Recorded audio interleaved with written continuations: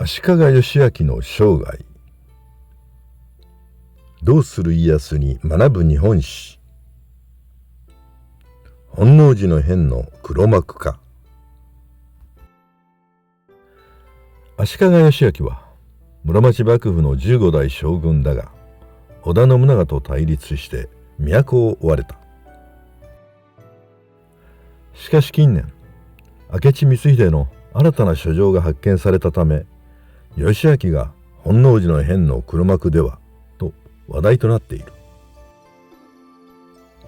足利義昭の生涯を詳しく見ていこう。足利義昭は1537年天文6年、室町幕府12代将軍足利義晴の次男として生まれた。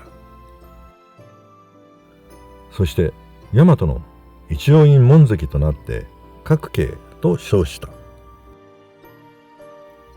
ところが1565年永禄8年に兄の13代将軍足利義輝が松永久秀と三好三人衆と言われる三好長康、三好正康、岩成智道に暗殺される。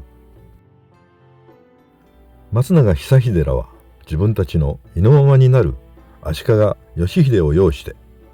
義輝の弟2人の抹殺を図った。そして角慶の弟で宗国寺の同じく僧侶であった足利秀行は三好一党に謀殺されている。角慶も捕らえられて幽閉されていたが、義輝の側近の細川藤孝に助け出されて近江に逃れた。さらに越前の朝倉義景を頼った義昭は元服を済ませて足利義昭と改名している。1568年永禄11年、いとこの足利義秀が三好三人衆に擁立されて14代将軍に就任する。この頃、明智光秀に織田信長を頼ることを勧められていた義昭はいつまでも上洛しようとしない朝倉義景に見切りをつけて岐阜の信長のもとに身を寄せている。織田信長は素早く上洛を果たし、義秀が病死したため義昭は室町幕府の15代将軍に就任している。当初義昭は信長を御父と呼ぶなど無償で室町幕府再興に協力する信長に感謝していた。ところが信長は足利義昭の将軍としての名前を利用して恩国と公義を結んで近隣の敵国を攻める遠行近攻という戦略を用いていた。そして天下布武というスローガンを掲げながら畿内の抵抗勢力を次々に従えていった。室町幕府の将軍という名前は信長にとってはまだまだ利用価値があったのである。ところが義昭にも徐々に信長は自らの天下布武のために室町幕府を利用しただけだということが分かってくる。義昭は信長を押しのけて将軍ぶりを発揮しようと武田氏や上杉氏に書状を送るなどの政治活動を始めている。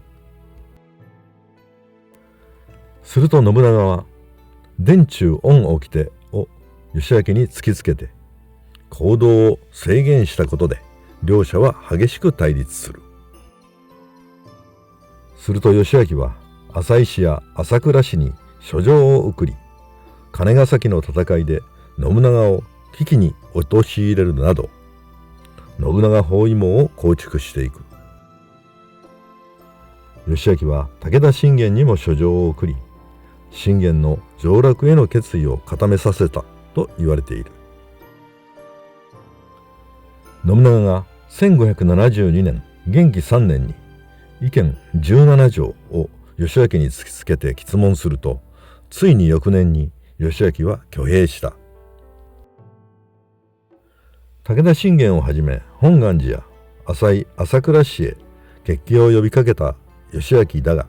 一貫性のない義昭を側近の細川藤孝らは見限って信長についている。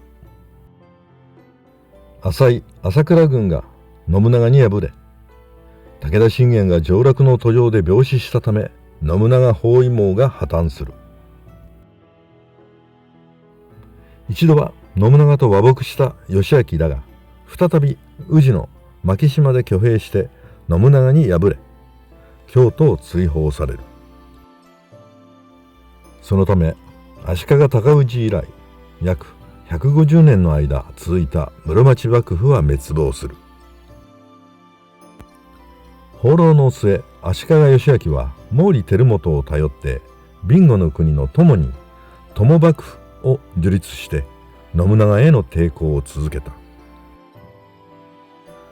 そんな中、1582年天正10年、突如として織田信長が本能寺で明智光秀に討たれた。2017年に謀反直後の明智光秀が紀州雑賀衆の有力者に出した書状が新たに発見された。その書状によれば、明智光秀は足利義昭を都へ戻すために雑賀衆へ助力を求めている。そのため明智光秀が本能寺の変を引き起こした目的として室町幕府再興説が近年は注目されている。本能寺の変の黒幕については現在まで様々に論じられてきたが、足利義昭が本能寺の変の黒幕である可能性も十分に考えられるのである。明智光秀を天王山の戦いで破った豊臣秀吉が天下を取ると、義昭を庇護する毛利輝元が秀吉傘下に加わった。そのため足利義昭も秀吉の九州平定に助力している。その後、義昭は念願の京都への帰還を果たし、1588年天正16年には秀吉に従って参内して将軍職を辞して出家している。